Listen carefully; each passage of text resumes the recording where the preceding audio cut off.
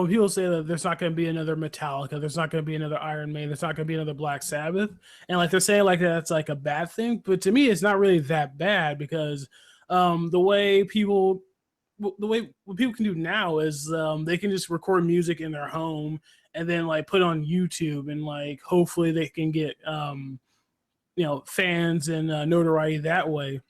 And so like it's just more spread out. So a lot of people can like listen to a lot of different bands, a lot of different kinds of music. They're not just stuck listening to the radio, whatever the higher ups or record execs decide to play for us, and we don't just God, I'm fucking this up.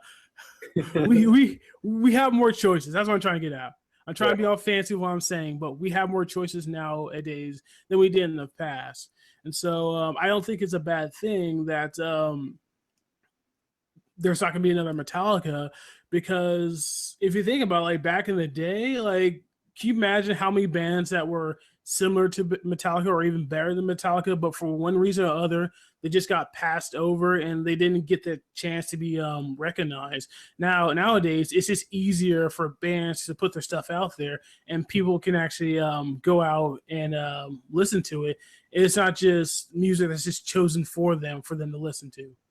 Yeah, but I mean, it's kind of, you got, again, this is all points. You have to look at both sides. So you give people too many choices and it's difficult for them to filter down and just have the amount of time to consume that much material or that much product, so to speak.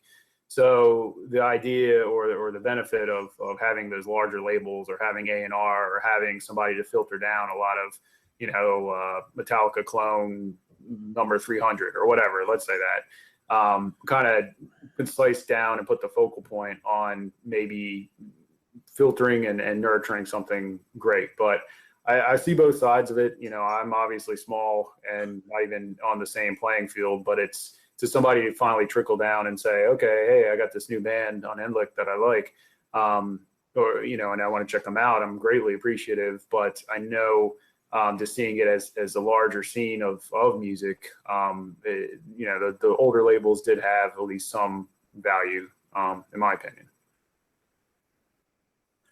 Yeah, and even with the music industry being what it is, I'm well aware that like having record labels are still useful nowadays because they still have that clout, they still have the money, they still have that connection. Payola, do you know what payola is?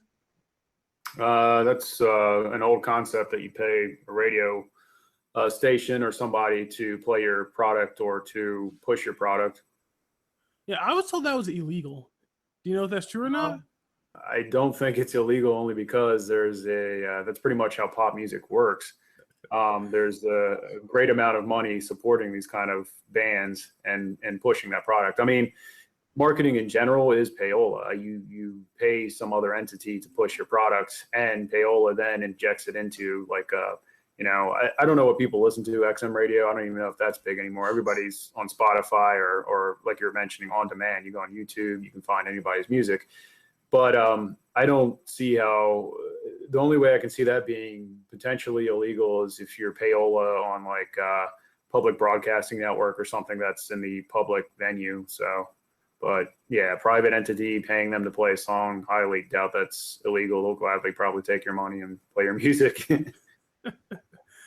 I don't know if it actually is illegal or not, but if it is illegal, people are acting like it's not, because I mean, it's just kind of ridiculous how some radio stations, they want to pretend like they just play the music you love, but really they're just playing the music that the record companies have been paying them to play. And it's fine if it's just a commercial, but I think they should be upfront and honest and say, this is commercial, listen to this music. That's my issue with it. Well, I mean, in myself growing up in this area, we had a station, 98 Rock.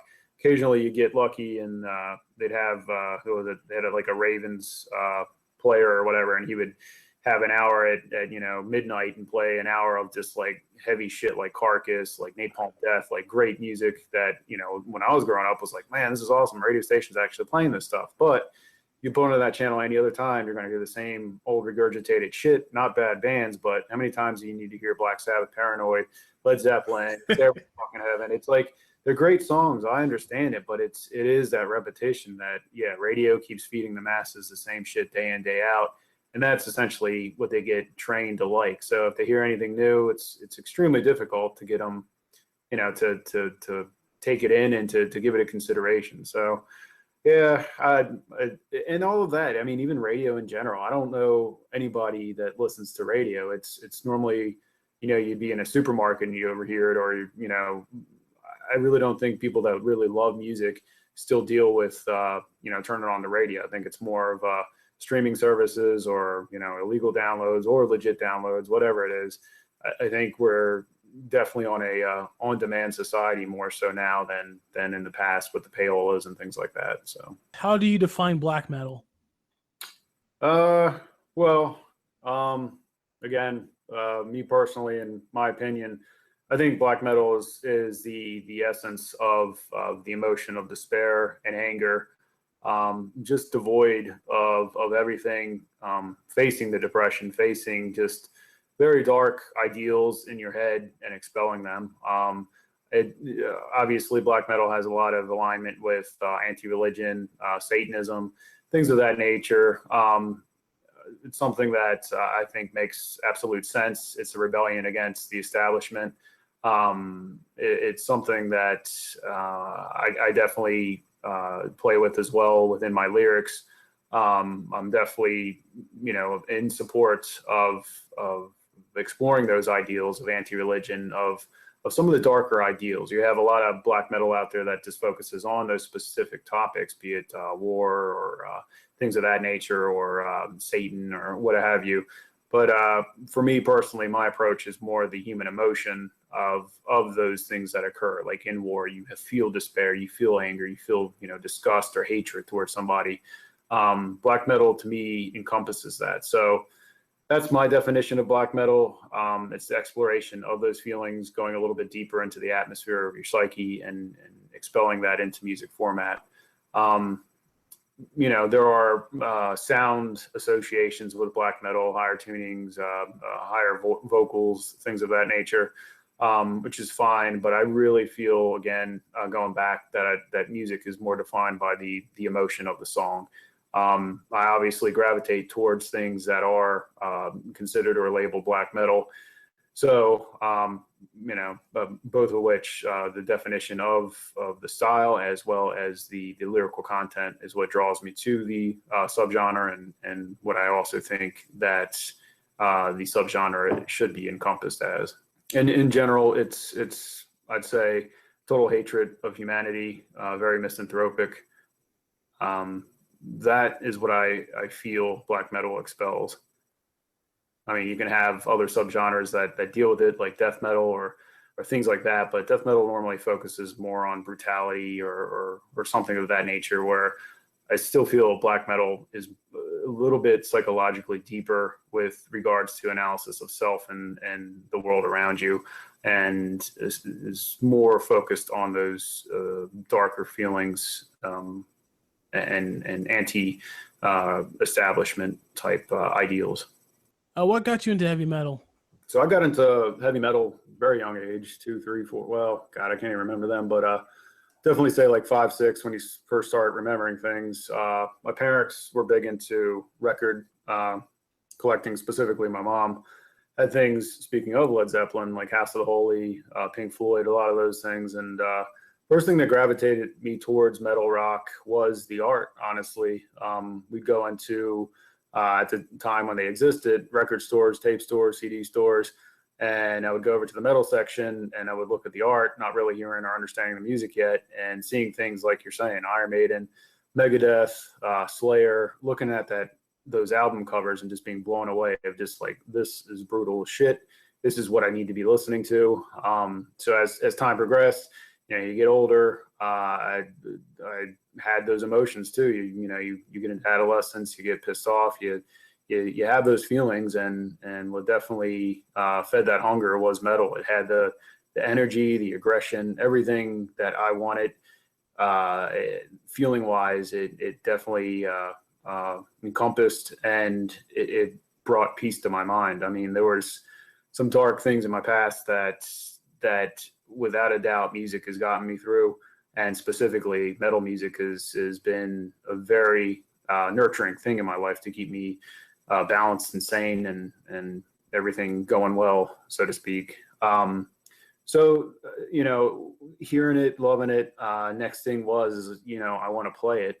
And then bands like Slayer, just hearing that the total fuck you attitude, the Satanism, everything that they were projecting at the time. Like when you're young now, looking at it now, you'd be like, okay, well, Tom Araya and Kerry King, they're not Satanists or they're not doing anything of that regard. But when you first see those kind of things, that first impact where you're like, holy shit, Rain and Blood or South of Heaven, and you're looking at the cover of a skull and a upside down cross slammed into the skull, it has an impact of kind of a magic, of an essence, essentially, that wants you to go further, deeper, go into the unknown of be it, that music or your mind, and just explore it further. You get older and you learn certain things and just life gets different. But in my opinion, and for myself, I try not to lose that magic that a band like Slayer or a lot of the bands that I loved had, that magic that made me feel something. So that's what keeps me still interested in metal, keeps me coming back to metal. And it's part of my life, and it's been part of my life as long as I could remember, really. How's the music scene in your area? Good. I live in Baltimore, Maryland, which is probably about 45 to an hour drive to Washington, D.C. We also have Springfield, Virginia. A lot of good clubs around here. We got Auto Bar, Soundstage, Fillmore, tons of stuff. A lot of bands come through this area. Giving a lot of local bands chances to open for some really big bands. Like I mentioned, some local people here. Established Maryland Death Fest, which is held every year. Definitely an awesome thing to go to if you've never been to it. A lot of underground and more obscure bands that a lot of the media or media websites within metal don't pick up on. But this year was great. They had Samael playing All Ceremony of Opposites, an album that's near and dear to me. Got me heavily into the more black metal essence. One of my first, I would say, more black metal type albums. Paradise Lost, another great band. Tons of good music coming through this area, and definitely a lot of opportunities for local bands to play with, touring bands as well. Is it hard to find people to jam with? Not necessarily. If there's ever been any kind of issue, it's more just, at least for me personally, it's about jiving with certain musicians and making sure everything kind of gels together, that everybody's on the same page. Although I do believe there are a couple local Baltimore black metal bands, I really haven't found a ton of other musicians that play this style of music locally. The people I'm jamming with obviously are metalheads, but I would say black metal in general in America is a lot more rare. I think we actually on your side of the continent with West Coast, there's a lot more black metal type of like Agalok and who are they? Uda, a couple other black metal bands out of Portland, Seattle area, where it's more that I won't say shoegazing kind of metal, but more atmospheric. But yeah, East Coast, there's some black metal bands here. Black Anvil from New York. But here locally, musicians I can really find to jam with. I meet a couple of shows, and we'll see where it goes. But yeah, there's definitely an abundance of musicians, but finding like-minded musicians in this type of music, I found somewhat difficult. If anything, what makes your music stand out among your peers? I would probably say the more melodic sense to a lot of the songs. A lot of black metal sometimes, or metal in general, goes right for the gut and tries to be the most disgusting or fucked up sounding stuff you've ever heard. but they kind of get lost of not constructing the song anymore. But some people like that. What I actually like is still to have something that pulls you in a bit more. So I would say the melodic sense with a lot of my music, as well as I'd say the production. Some of the metal, or if you want to get into the subgenre of black metal, relies heavily on kind of getting lost in some of the effects, like reverb, so to speak, where it sounds like the vocals are, in a cave and you can barely hear anything. I feel some of the production on my stuff, by comparison, is I want things to be heard. I want it more in your face versus getting lost in the mix, or casting that mystique of a that you have to really listen to it multiple times to even hopefully catch what they're saying. That's what's different. I'm not saying for better or worse. Everybody has their taste in metal, but those are probably two more defining aspects of what I write and what I do in Unendlich. Oh, are you self-taught on your instruments, or did you take any lessons? Yeah, self-taught. Going back to what I was saying about how I got into music and guitar, it was a very dark period of my life, and pretty much just dove headfirst into playing, just falling in love with a band like Slayer, and just saying, like, man, I got to learn this. Like, how did they do this? Just obsessively going over and over, listening to the tracks over and over, and just trying to figure it out on guitar.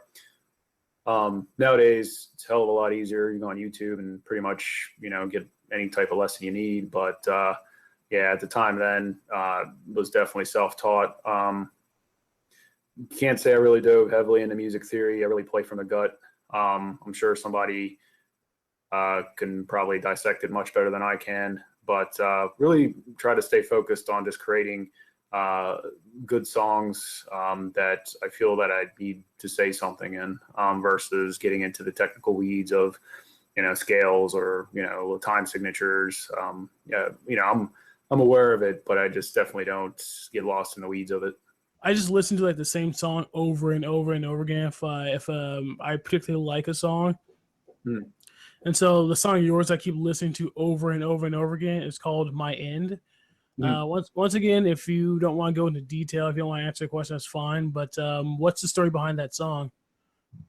Uh, yeah, it's a dark one, but I'm glad you like the song.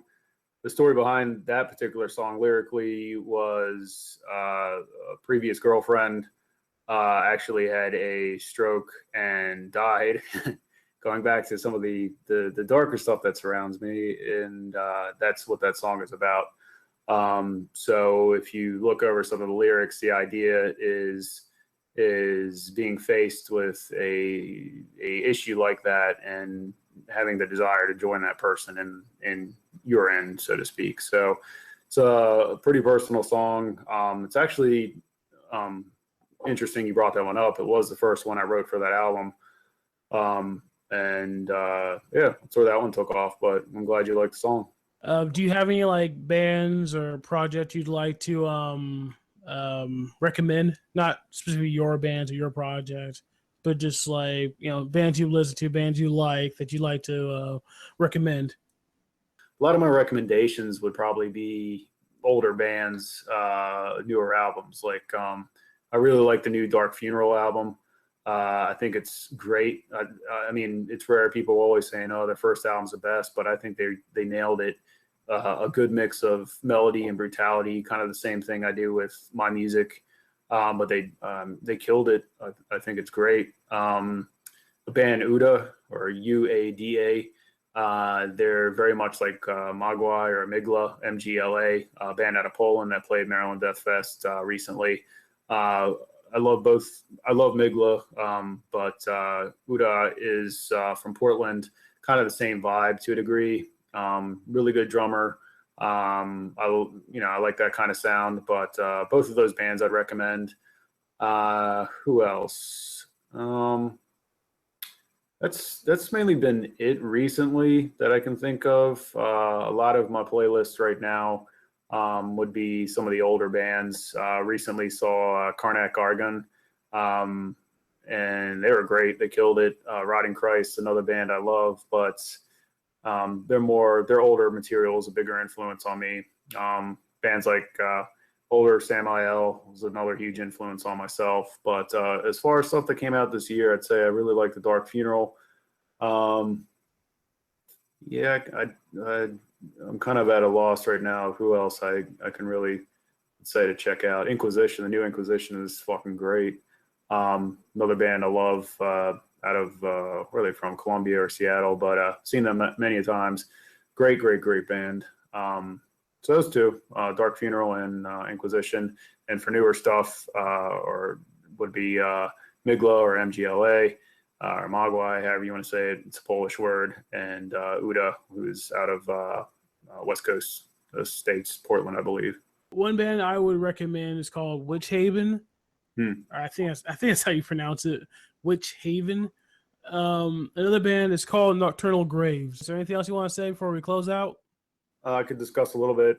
New album coming out October 28th. A little bit self-promotion with that, but yeah, that's the last album, Monarch of the Damned, came out I think 2004. So I've been working on that for off and on for the past 2 years. Music's definitely taken more of a raw approach on this album. It's coming out via Horror, Pain, Gore, Death Productions. So I got signed for this particular album that's coming out. I look forward to people hearing it and giving feedback. Thus far, it's been pretty good. Wait, your album got signed? Yeah, so I'm releasing. So the first album that you may have heard or your friend referred to, that was self-released. The album coming out in October is coming out via Horror, Pain, Gore, Death, which is a label out of Philly. And they have several underground acts as well as some larger acts like Deceased from Maryland, who've been an influence on me. They're kind of a kind of horror thrash kind of vibe to them. But yeah, that's coming out the 28th. You can get more details if you just look on the page. So yeah, I look forward to that coming out.